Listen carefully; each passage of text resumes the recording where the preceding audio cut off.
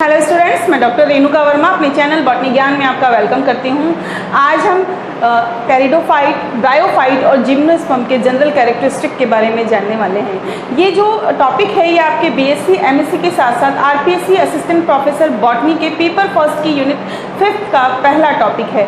तो आज का टॉपिक स्टार्ट करने से पहले अगर आप मेरे चैनल पर नए हैं तो प्लीज़ मेरे चैनल को सब्सक्राइब कर दीजिए और बेल बटन दबाकर जो नोटिफिकेशंस को स्टार्ट कर दीजिए। और अगर आपको लगता है कि मेरे वीडियोस आपके लिए हेल्पफुल हैं और औरों के लिए भी हेल्पफुल हो सकते हैं तो इन्हें लाइक एंड शेयर करना ना भूलिए। तो स्टार्ट करते हैं आज का topic, general characteristic of bryophyte, pteridophyte and gymnosperms. सबसे पहले हम देखने वाले हैं ब्रायोफाइट्स के बारे में। हम सभी जानते हैं कि ब्रायोफाइट्स जो हैं फर्स्ट लैंड प्लांट हैं। इनकी जो बॉडी है वो ग्रीन कलर की थैलॉइड या लीफी प्लांट बॉडी होती है, या तो कंप्लीटली थैलस स्ट्रक्चर होता है या फिर जो इनकी बॉडी है वो लीफी होती है, लीफ लाइक स्ट्रक्चर इनकी बॉडी का होता है। ये बहुत ही स्मॉल होते हैं और 5 इंच से बड़े बहुत ही कम चांसेस के अंदर होते हैं, नहीं तो ये बहुत ही छोटे होते हैं। ये जो है इनमें जो राइजोडियल सिस्टम है, मूलाधार तंत्र जो है इनका, ये बहुत ही वेल डेवलप्ड होता है, सुविकसित होता है,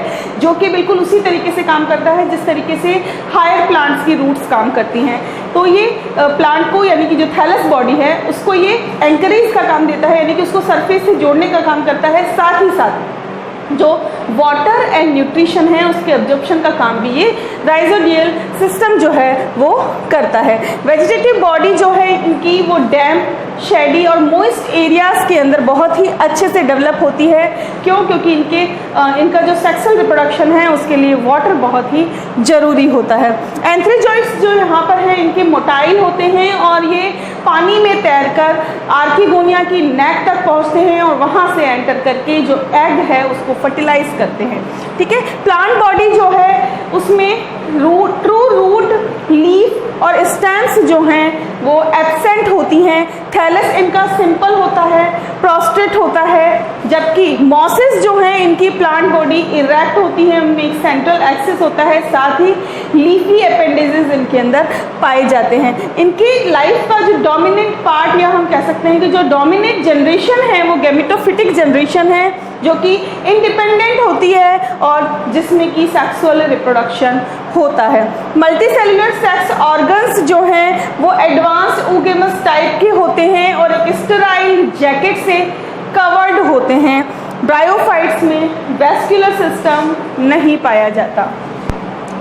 फीमेल सेक्स ऑर्गन को आर्किगोनिया कहते हैं, जबकि जो मेल सेक्स ऑर्गन है उसे हम एंथ्रीडिया कहते हैं। और जो इनका फीमेल सेक्स ऑर्गन है यानी कि आर्किगोनिया, ये सबसे पहले ब्रायोफाइट के अंदर ही डेवलप हुई थी।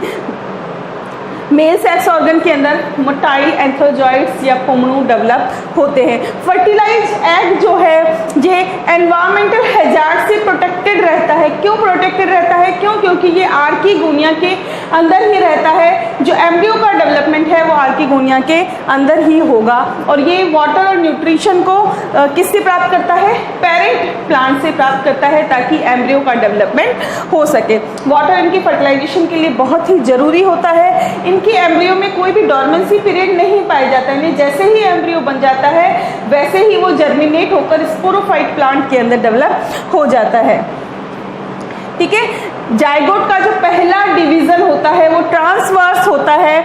अगर एपेक्स से एम्ब्रियो बनता है, यानी कि हम कह सकते हैं कि आउटर सेल से अगर एम्ब्रियो बनता है तो ऐसी एम्ब्रियो जोनी को हम एक्सोस्कोपिक यानी कि बहिर्जात भ्रूण जनन कहते हैं। आर्किगोनिया की जो वेंटर है वो डेवलपिंग एम्ब्रियो के चारों तरफ एक प्रोटेक्टिव कवरिंग बना लेती है, जिसमें कि एम्ब्रियो प्रोटेक्ट रहता है। उसे कैलिप्ट्रा और हिंदी में गोपक कहते हैं। ठीक है। एम्ब्रियो जो है वो बहुत सारे रिपीटेड माइटोटिक डिवीजन के द्वारा एक स्पोर प्रोड्यूसिंग स्ट्रक्चर या स्पोरोगोनियम का फॉर्मेशन करता है, जो स्पोरोफाइट को रिप्रेजेंट करती है। सिंपल स्पोरोफाइट जो है वो कंप्लीटली डिपेंडेंट होता है गैमेटोफाइट के ऊपर अपने न्यूट्रिशन के लिए और प्रोटेक्शन के लिए। मियोसिस जो है ये स्पोरोगोनिया के अंदर होता है, स्पोरेंजियम के अंदर होता है, जिससे छोटे motile non motile spores develop होते हैं जिन्हें गोनोस्पोर्स या नियोस्पोर्स कहते हैं। नियोस्पोर्स इसलिए कहते हैं क्योंकि मियोसिस से बने हैं, ठीक है। सारे के सारे जो नियोस्पोर्स हैं वो मॉर्फोलॉजिकली और फिजियोलॉजिकली सिमिलर होते हैं, इसलिए इन्हें होमोस्पोर्स कहा जाता है। स्पोर जो हैं वो या तो जर्मिनेट होकर सीधे ही गैमेटोफिटिक प्लांट बनाते हैं या फिर जर्मिनेट होकर पहले प्रोटोनिमा बनाते हैं और वो प्रोटोनिमा जो है वो थैलोइड बॉडी के अंदर कन्वर्ट हो जाता है। इनमें ऑल्टरनेशन ऑफ जनरेशन पाया जाता है क्योंकि स्पोरोफाइट और गैमेटोफिटिक दोनों स्टेजेस इनमें पाई जा रही है। प्रोटोनिमा जो है उससे सेकेंडरी प्रोटोनिमा भी डेवलप हो सकता है। ये जो प्लांट्स हैं, जो ब्रायोफाइट्स हैं, उन्हें एम्फीबियंस ऑफ बॉटनिकल वर्ड्स भी कहा जाता है, यानी कि वानस्पतिक विज्ञान की उभयचारी भी कहा जाता है, क्योंकि ये पहले एक्वेटिक से लैंड प्लांट की तरफ डेवलप हुए हैं, इसलिए इन्हें उभयचारी कहते हैं। क्योंकि ये जल और धरती दोनों पर ही सर्वाइव कर सकते हैं, इसलिए इन्हें उभयचारी या एम्फीबियंस ऑफ प्लांट किंगडम कहा जाता है। इसके बाद है टेरिडोफाइट। टेरिडोफाइट्स जो हैं इन्हें बॉटनिकल स्नैक्स कहा जाता है, क्योंकि ये जो हैं एम्फीबियंस के बाद में डेवलप हुए हैं। और जिस तरीके से हम जूलॉजी में पढ़ते हैं कि पहले एम्फीबियन उसके बाद स्नैक डेवलप हुए हैं, ठीक उसी तरीके से ब्रायोफाइट के बाद टेरिडोफाइट का डेवलपमेंट हुआ है। ये पहले वेस्क्यूलर प्लांट हैं जिनके अंदर वेस्क्यूलर सिस्टम प्रेजेंट होता है, तो इन्हें पादप जगत का सरीसृप कहा जाता है। हैबिट की बात करें तो ज़्यादातर जो टेरिडोफाइट है वो हर्बेसियस होते हैं, लेकिन इनमें से कुछ पेरेनियल ट्री भी हो सकते हैं, जैसे एंजियोप्टेरिस, ठीक है। स्मॉलेस्ट टेरिडोफाइट है एजोला, जो कि एक एक्वेटिक फर्न है, जबकि लार्जेस्ट टेरिडोफाइट है साइथिया, जो कि एक ट्री फर्न है। स्पोरोफाइट जो है इनकी लाइफ की डोमिनेंट प्लांट बॉडी होती है, जो कि रूट, स्टेम और लीव्स के अंदर डिफ्रेंशिएट होती है। रूट्स जो हैं, प्राइमरी रूट जो है वो शॉर्ट लीव यानी कि अल्पजीवी होती है और उसको एडवेंटिशियस रूट रिप्लेस कर लेती है, लेकिन जो सिलॉप्सिड्स हैं वो रूटलेस प्लांट्स होते हैं जिनके अंदर राइजॉइड्स पाए जाते हैं। स्टेम जो है इनका हर्बेसियस या वुडी हो सकता है और ब्रांच्ड होता है। लीव्स की बात करें तो लीव्स जो है इनकी माइक्रोफिलस हो सकती है, जैसे लाइकोपोडियम, सिलेजिनेला और आइसोइटस में पाई जाती है, या मेगाफिलस हो सकती है जैसे कि फर्न में पाई जाती है। सूक्ष्म पर्णी और लघु पर्णी और गुरु पर्णी पर्ण हम इनको कहते हैं। लीव्स, ऐसी लीव्स जिन पर स्पोरेंजिया होते हैं, उन लीव्स को हम स्पोरोफिल या बीजाणुपर्ण कहते हैं। कुछ क्लास में स्पोरोफिल जो है कॉम्पैक्ट स्ट्रक्चर में कन्वर्ट हो जाती है, जिसे कोन्स या स्ट्रोग्लाई कहते हैं, जैसे सिलेजिनेला और इक्विसिटम में पाया जाता है। देखिए यहाँ पर आपको ये जो दिखाई दे रही हैं ये स्पोरोफिल हैं, क्योंकि इनके ऊपर क्या है, spore bearing organ sporangium present है। यही स्पोरेंजियम जब कॉम्पैक्ट स्ट्रक्चर में पाई जाती हैं तो इन्हें हम स्ट्रोबिलाई कहते हैं, और जब ये मास के रूप में, सहती के रूप में पाई जाती है तो इसे हम सोरस या बीजाणुधानी पुंज कहते हैं। इनमें वेस्क्यूलर टिश्यू प्रेजेंट होता है कंप्लीट वेजिटेटिव बॉडी में, लेकिन जो रिप्रोडक्टिव पार्ट्स हैं गैमेटोफाइट के, उनके अंदर वेस्क्यूलर सिस्टम नहीं पाया जाता। जाइलम में ट्रैकेट पाई जाती है, लेकिन वेसल्स और फाइबर्स एब्सेंट होते हैं, जबकि फ्लोएम में सिर्फ सीव सेल्स प्रेजेंट होती है। सेकेंडरी ग्रोथ इनमें नहीं पाई जाती, लेकिन आइसोइटस जो है एक एक्सेप्शन है जिसके अंदर सेकेंडरी ग्रोथ पाई जाती है। स्पोरोफाइट जो है उसकी स्पोरेंजिया के अंदर मियोस्पोर का प्रोडक्शन होता है। स्पोरेंजिया जो है उसका डेवलपमेंट यूस्पोरेंजिएट टाइप का होता है, यानी कि ग्रुप ऑफ सेल्स से स्पोरेंजिया डेवलप होती है। इसके एग्जाम्पल है जिनमें यूस्पोरेंजिएट डेवलपमेंट होता है स्पोरेंजिया का, सिलेजिनेला, इक्विसिटम एंड ऑफियोग्लोसम। और लेप्टोस्पोरेंजिएट यानी कि जब एक सिंगल सेल से कंप्लीट स्पोरेंजियम बनती है तो वो पाया जाता है, उसे लेप्टोस्पोरेंजिएट कहते हैं, और ये पाया जाता है एजोला, मार्सिलिया एंड टेरियम में। स्पोरोफाइट जो है होमोस्पोरस हो सकता है जैसे ड्रायोटेरिस में, या हेटेरोस्पोरस हो सकता है जैसे सिलेजिनेला, मार्सिलिया एंड एजोला में।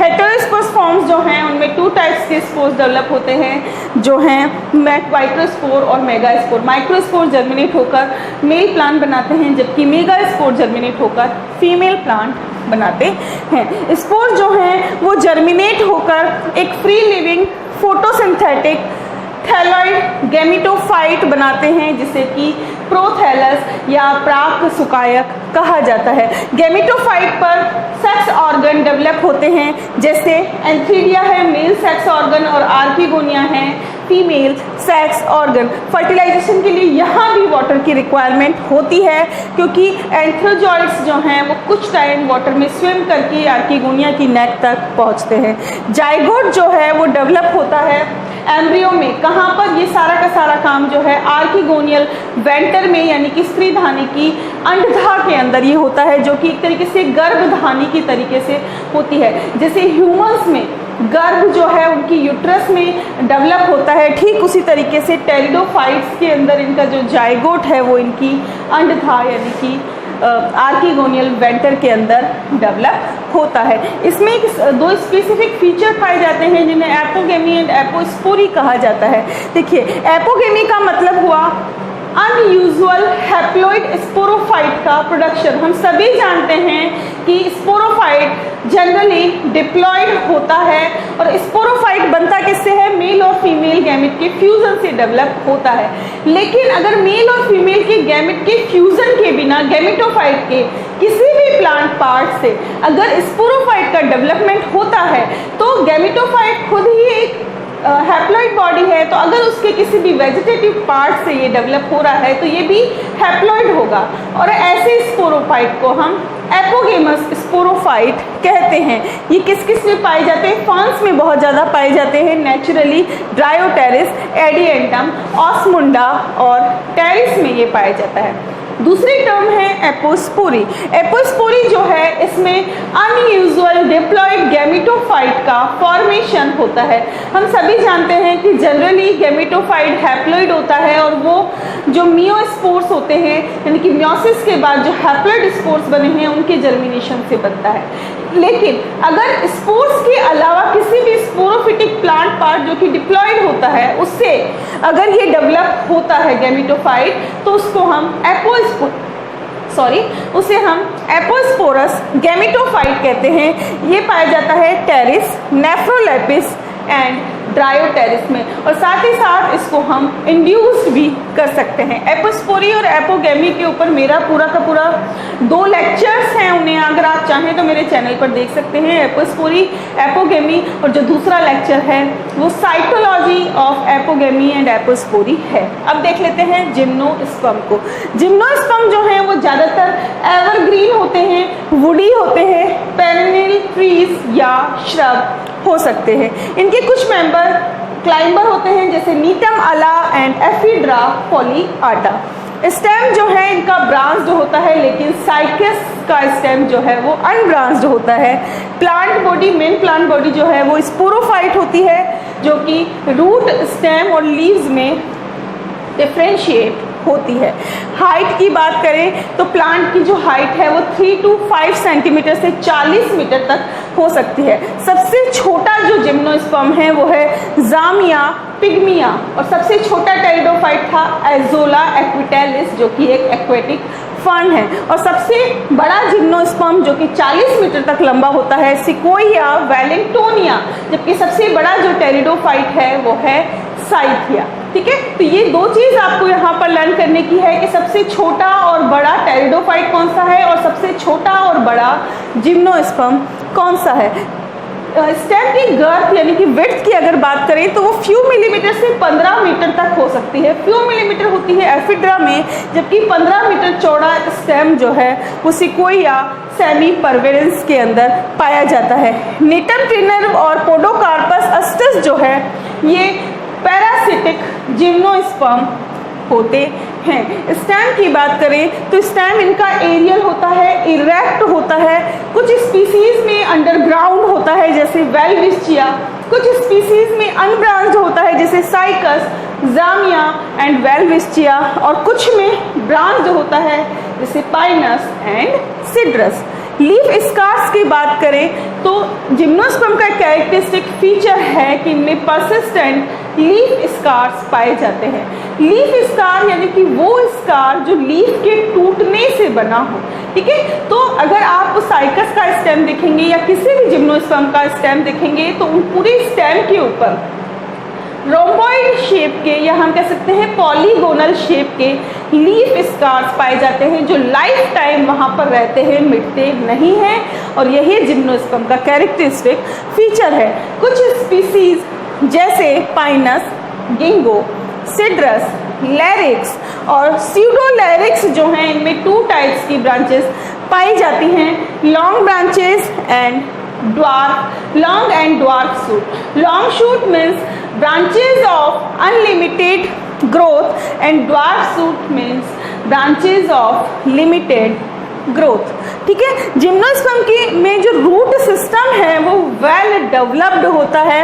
कुछ टेक्सा में रूट्स के अंदर सिम्बायोटिक एसोसिएशन पाया जाता है, जैसे साइकस के अंदर कॉरेलॉइड रूट यानी कि प्रवलाभ मूल पाई जाती है जो जिसमें कि एल्गी प्रेजेंट होती है, जबकि पाइनस जो है इनकी रूट्स के अंदर फंजाई पाई जाती है जिसे कि हम माइकोराइजा कहते हैं, और ये दोनों ही सिम्बायोटिक एसोसिएशन हैं जो कि प्लांट्स की ग्रोथ के लिए बहुत ही ज़रूरी होते हैं। मेन जो रूट है वो टैप रूट, वो छोटी होती है और थिक होती है, लेकिन उसकी जो लेटरल ब्रांचेस हैं वो थिन और लॉन्ग होती हैं। रूट जो है वो पॉजिटिवली जियोट्रॉपिक होती है और इनका जो मेजर फंक्शन है वो एंकरेज का है, और साथ ही साथ ये वाटर एंड न्यूट्रिशन को एब्जॉर्ब करने का काम करती है। कुछ जिम्नोस्पर्म में रूट कैप और रूट हेयर्स प्रेजेंट होते हैं, जैसे पाइनस और टेक्सस के अंदर पाए जाते हैं। कुछ जिम्नोस्पर्म में टैप रूट जो है बहुत ही डीप होती है, गहरी होती है, जिसे डीप फीडर कहते हैं, ऐसी टेक्सस में पाई जाती है, जबकि कुछ में रूट जो है वो बहुत ही शैलो होती है और बहुत ही कम गहरी होती है, कम डीप जाती है, जैसे नीटम में पाई जाती है। लीव्स की अगर बात करें तो इनमें लीव्स जो हैं वो सामान्यतया या जनरली डाइमॉर्फिक होती हैं। ग्रीन फॉलिएज लीव्स पाई जाती हैं जो कि सिंपल ग्रीन निडल शेप्ड और पिन्नेटली कंपाउंड होती है, जबकि स्केल लीव्स जो हैं छोटी होती हैं और डेसिडियस यानी कि पर्णपाती होती हैं। कुछ टेक्सा जैसे इफेड्रा, इसके अंदर फॉलियोज लीव्स नहीं पाई जाती हैं, ओनली स्केली लीव्स प्रेजेंट होती हैं। जिम्नोस्पर्म की लीव्स जो हैं इनमें बहुत ज़्यादा वेरिएशन देखने को मिलता है। वेनेशन की बात करें तो वेनेशन यानी कि जो शिरा विन्यास है ये भी इनमें अलग अलग होता है। रेटिकुलेट वेनेशन पाया जाता है नीटम में, पैरेलल वेनेशन पाया जाता है वेल्विशिया में, जबकि डाइकोटोमस वेनेशन पाया जाता है गिंगो में, ठीक है। पिन्नेट लीव्स जो हैं साइकस की वो 3 से 10 साल तक प्लांट पे लगी रहती है, और जब स्टेम से टूटती है तो वहाँ पर पीछे एक स्कार छोड़ जाती है जो परसिस्टेंट होता है। एक्सीसन जो है लीव्स का वो स्मूथ टाइप का होता है, खुरदरा नहीं होता।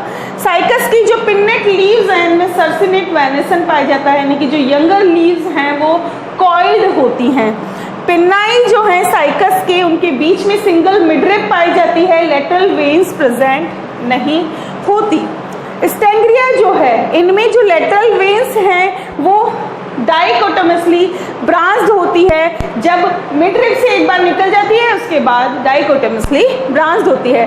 साइकिडेंस के जो अदर जेनेराज हैं उनमें मिडरिप नहीं पाई जाती और सीधे ही उनमें ओपन डाइकोटोमस वेरिएशन पाई जाती है। अब कुछ जिम्नोस्पर्म की लीव्स हम देख लेते हैं।